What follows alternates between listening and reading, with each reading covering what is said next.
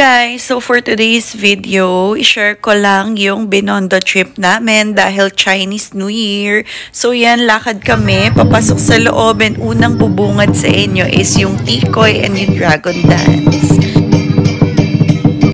Mga sis, sobrang daming tao ngayon dito sa Binondo, as in. Ayan na nga, nagkalat yung mga mangga. Habang naglalakad kami, meron kami nakitang DIY Dragon Dance. Sobrang nakakaaliw kasi gumagawa talaga sila ng paraan para kumita ngayong Chinese New Year. Syempre naman, of course, hindi rin kami magpapahuli na bumili ng mga pampaswerte na ilalagay namin sa bahay. At dahil tapos na kami bumili ng mga pampaswerte, simulan na natin ang food trip. So, nandito kami ngayon sa Eastern Garden Restaurant. Di ko na na-videohan, guys. Sorry. Dito naman kami ngayon sa Crispy Potato. Tikman na natin. Masarap naman siya, guys. Medyo mahirap lang siya kainin. And of course, ito na yung pinaka-inaabangan ng lahat, ang Dragon Dance.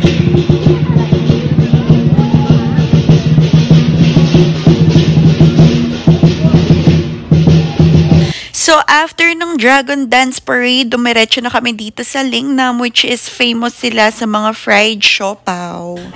Grabe, tinitignan ko pa lang kung paano siya lutuin. Sobrang natatakam na talaga akong tignan. Kaya naman, kahit nasa daan tayo, wala talaga makakapigil sa akin na tikman to. And gosh, sobrang sarap. Worth it ang mahabang pila. Kaya naman, pagkatapos namin kumain ng fried siopaw, dumiretso kami dito sa Chawari Cup. Nako, isa pa talaga to, matatakam ka habang tinitignan mo yung menu nila. In-order ko nga pala yung isa sa best seller nila, which is yung Chawari Chayen.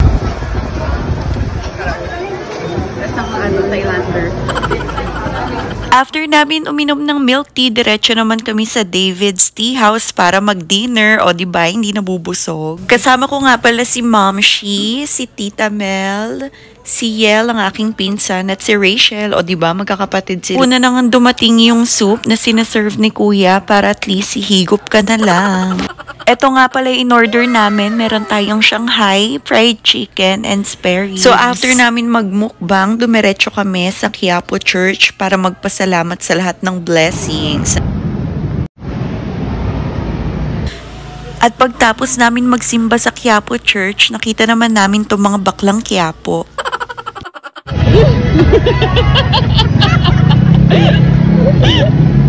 Taro! Bakla ba siya? At dito na nga nagtatapos ang aming Binondo trip for Chinese New Year 2024.